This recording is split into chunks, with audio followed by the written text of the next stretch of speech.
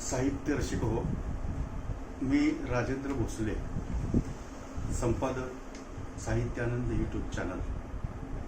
उपस्थित सर्व साहित्य रसिक कवी कवयित्री बंधू भगिनी यांचे मी मनापासून स्वागत करतो. साहित्यानंद यूट्यूब चॅनल सह्याद्री कवी एकसंघ सोलापूर व काव्यविचार साहित्य मंच परिवार चंद्रपूर नागपूर या 3 संस्थांच्या वतीने काव्य स्पर्धा आयोजित करण्यात आलेली आहे. 10 मार्च ते 10 एप्रिल या कालावधीमध्ये सर्व कवी कवयित्री यांच्याकडून आम्ही व्हिडिओ मागितलेले आहेत.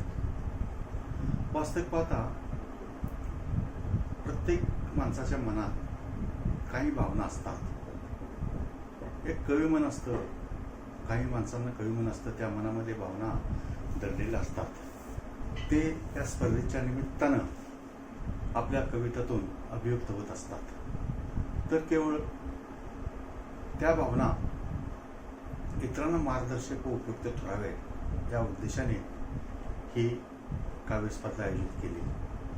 त्यामागे नवोदित कवी कवयित्रींना व्यासपीठ मिळावं, तसेच जे विविध व्यवसायात मंडळी काम करत असतात त्यांना सुद्धा आपल्या भावनांची अभिव्यक्ती करण्याचं एक साधन मिळावं, हा एक प्रमुख उद्देश ही स्पर्धा भरवण्यामागे होता.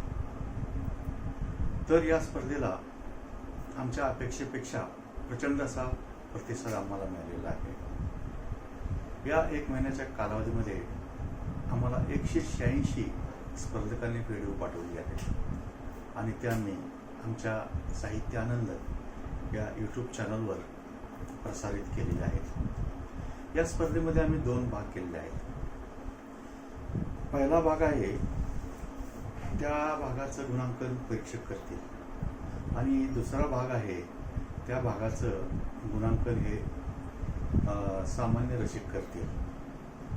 तर दोन्ही भागामध्ये आम्ही प्रथम पारितोषिक रुपये 1001, द्वितीय 701, तृतीय 501, उत्तेजनार्थ 251 रुपयाचे 1, तसेच उल्लेखनीय कविता अशा 5 कविता रुपये 101 प्रमाणे 5 पारितोषिकं आम्ही देणार आहोत. म्हणजेच एका भागामध्ये प्रथम, द्वितीय, तृतीय, उत्तेजनार्थ व उल्लेखनीय 5 अशी एकूण 9 बक्षिसे व दुसऱ्या भागामध्ये तसंच प्रथम, द्वितीय, तृतीय, उत्तेजनार्थ, उल्लेखनीय 5 अशी 9, म्हणजेच या स्पर्धेमध्ये एकूण 18 पारितोषिकं दिली जाणार आहेत. या स्पर्धेमध्ये सहभागी झालेल्या व्हिडिओंची संख्या आहे 186 आणि पारितोषिकं आम्ही देणार आहोत फक्त 18. त्यामुळे जवळजवळ 90% कवी कवयित्रींना पारितोषिकं मिळणार नाहीत. याचा अर्थ असा समजू नये की आपली कविता ही कमी दर्जाची होती, कारण प्रत्येक कवीला आपली कविता ही आपल्या अपत्याप्रमाणे वाटत असते आणि ह्या रकमा 1001 किंवा 501, 701 तशा आजच्या व्यवहारी जगामध्ये तशा फारच कमी आहेत. परंतु आपण जे आपल्या कवितेद्वारे मांडलेले विचार आहेत ते त्याची तुलना पैशाशी कधीही करता येणार नाही. इतके ते महान व अत्युच्च असे विचार आहेत आणि त्या विचारांचा सन्मान म्हणून आम्ही सर्वच सहभागी स्पर्धकांना सन्मानाने असे सन्मानपत्र देणार आहोत. तर म्हटलं जातं की ज्याची मनं झाडाची असतात त्यालाच फुलं येतात, ज्याची मनं झाडाची असतात त्यालाच फुलं येतात व ज्याची हृदय फुलांची असतात त्यालाच कविता सुचतात. तर ज्याची हृदय फुलासारखी कोमल असतात त्याच व्यक्तीला ह्या कविता सुचत असतात. आज आपण पाहतो समाजामध्ये अनेक लोक असतात, वेगवेगळ्या प्रकारचे, वेगवेगळ्या प्रवृत्तीचे, परंतु कविता करणारे फारच कमी असतात. म्हटलं जातं की 100 जणातून एक योद्धा तयार होतो, 1000 जणातून एक पंडित तयार होतो, 10,000 जणातून 10 लोकांतून एक वक्ता तयार होतो आणि 1,00,000 लोकांमधून एक कवी किंवा साहित्यिक तयार होत असतो. अशीच ही कवी माणसं ही लाखातली एक माणसं आहेत आणि त्या सर्व आज आपण या स्पर्धेच्या निमित्तानं एकत्र आलेले आहेत. आता जो पहिला भाग आहे परीक्षकांचा तो 100 गुणांचा असेल. थोडी स्पर्धेची माहिती सांगणे गरजेचं आहे. तर त्यामध्ये विषय, आशय, सादरीकरण, परिणाम याचबरोबर तांत्रिक बाबी ह्या सर्व बाबी वाङ्मयदृष्ट्या तपासून परीक्षक गुण देणार आहेत 100 पैकी. याचा उद्देश असाच आहे की ज्यांचं लोकसंपर्क जास्त आहे अशांसाठी आम्ही भाग 2 ठेवलेला आहे. कारण ते इतर ठिकाणी शेअर्स करू शकतात किंवा व्ह्यूज आणि लाईक्स मिळू शकतात. परंतु काहींच्या कविता चांगल्या असून सुद्धा ते शेअर करत नाहीत किंवा त्यांचा संपर्क दांडगा नसतो किंवा त्यांना शेअर्स किंवा लाईक्स मागणे हे संकोचदायक वाटत असते. त्यामुळे त्यांच्यासाठी हा परीक्षक बाबांनी ठेवलेला आहे.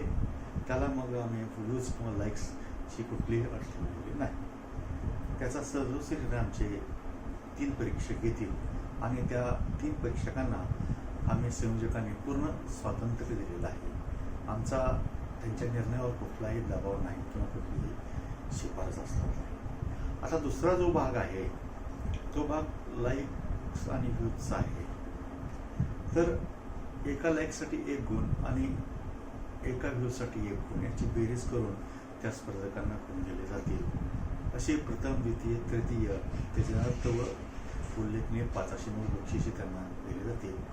ही बक्षिसे आहेत ते लोकच ठरवतील. लोकप्रियतेनुसार ते त्यांच्या हातामध्ये आहेत, त्यामध्ये यश मिळवणं. तर असो, अशा प्रकारे ही स्पर्धा 25/4/2021 रात्री 12 वाजता व्ह्यूज आणि लाईक्सचं आम्ही नोंद करणार आहोत. व त्यानुसार 1 मे महाराष्ट्र दिना दिवशी आम्ही सर्व परीक्षकांचा विचार घेऊन हा निकाल आम्ही जाहीर करणार आहोत. तर 25 ते 30च्या दरम्यान आमची या निकालाची जी पद्धत आहे किंवा जी कारवाई आहे ती चालेल आणि 1 मे महाराष्ट्र दिना दिवशी मात्र सर्वांना निकाल ऐकण्यास मिळणार आहे. तर माझी एवढीच विनंती आहे की ह्या 18 सदस्यांचं आपण कौतुक केलं पाहिजे की ज्यांनी लाईक्स व्ह्यूज मिळवलेले आहेत. तसेच परीक्षकांच्या पसंतीत सुद्धा 9 लोक उतरले आहेत आणि जे 90% लोकांना जे जरी पारितोषिक जरी नाही मिळालेलं, वास्तविक आपण पाहतो की बऱ्याच वेळेला प्रत्येक परीक्षकांचा पाहण्याचा दृष्टिकोन वेगवेगळा असू शकतो. त्यामुळे एखाद्या परीक्षकाच्या नजरेतून एखादी कविता चांगली असली तरी दुसऱ्या परीक्षकाच्या नजरेतून ती असलीच असं नाही.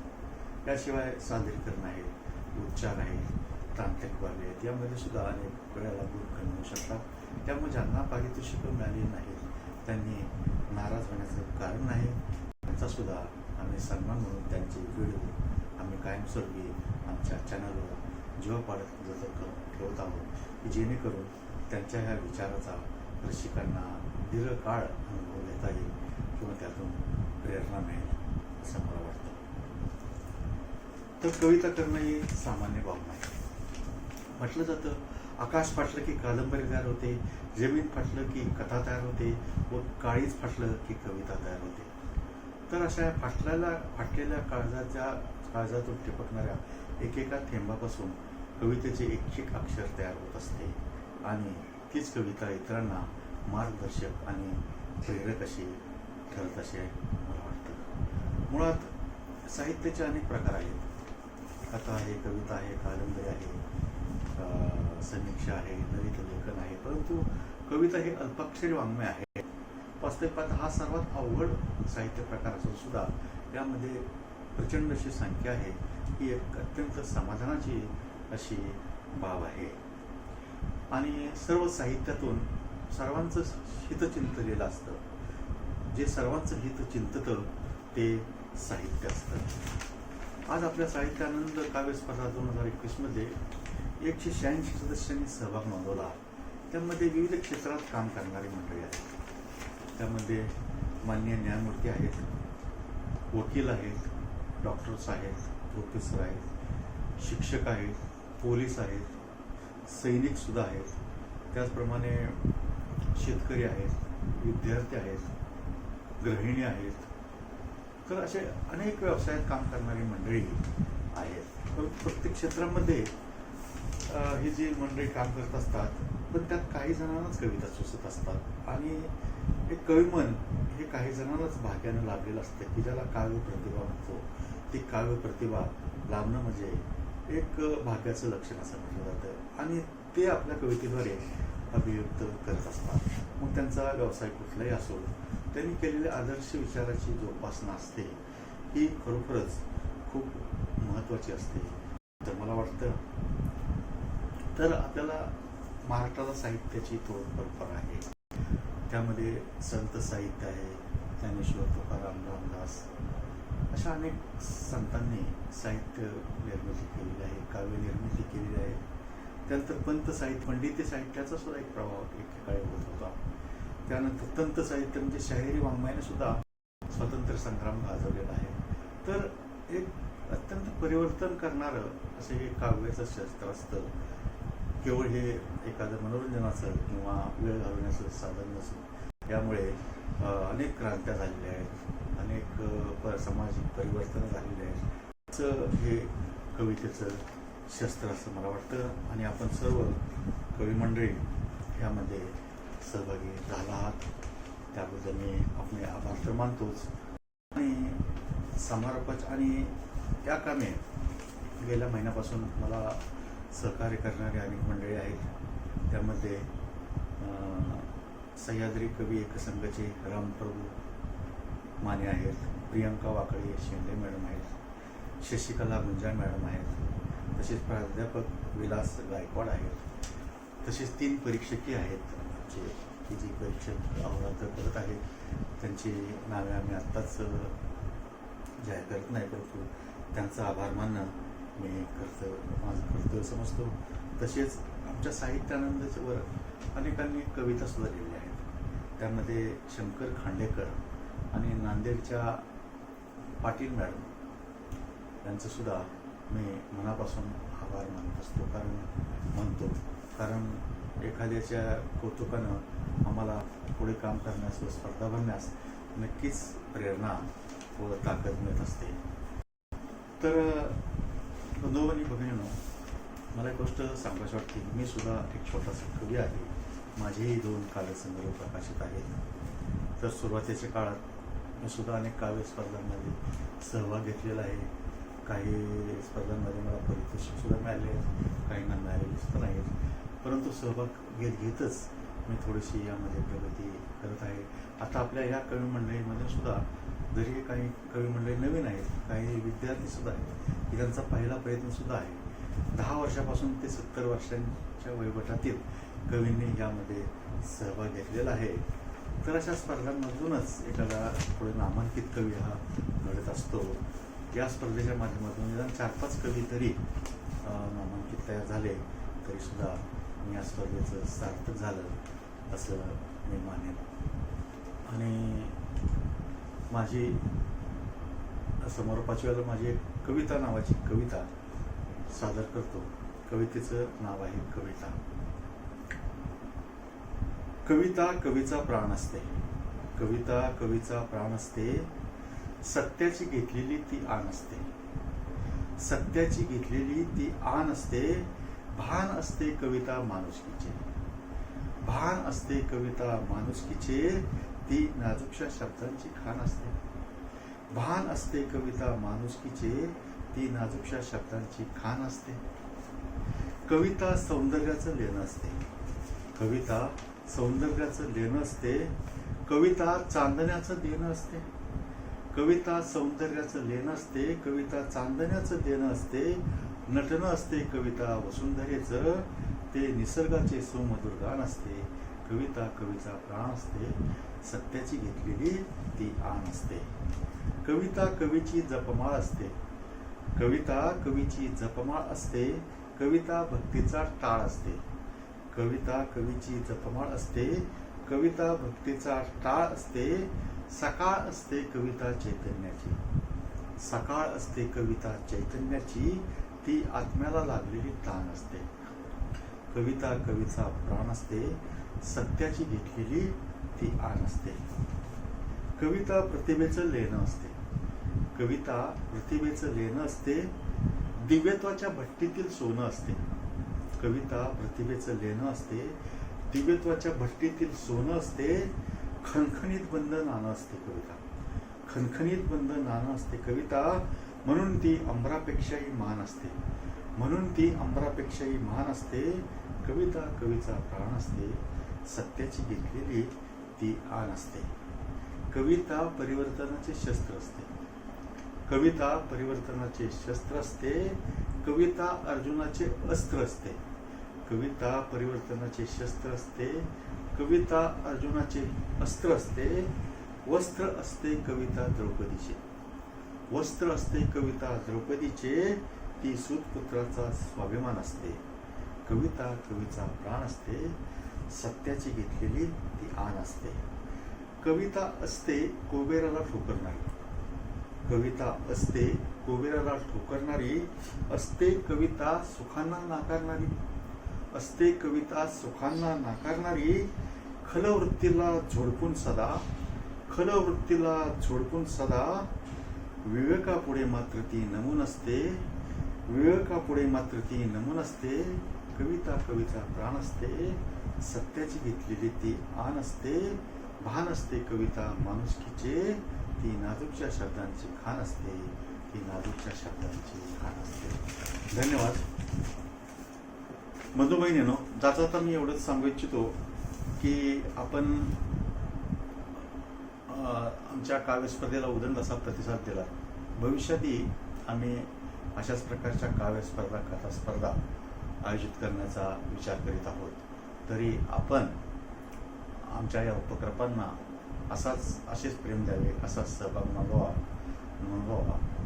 तसेच दुसरी एक गोष्ट सांगायची म्हणजे काव्यसरिताच्या माध्यमातून आम्ही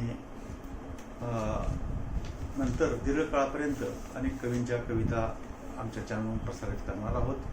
वास्तविक पाहता 10/4/21 ज्यावेळेला मुदत संपली त्यानंतर सुद्धा अनेक लोकांचे फोन येऊ लागले की आणि इच्छा व्यक्त होऊ लागल्या की आम्हाला काव्य स्पर्धेमध्ये सहभागी व्हायचं आहे.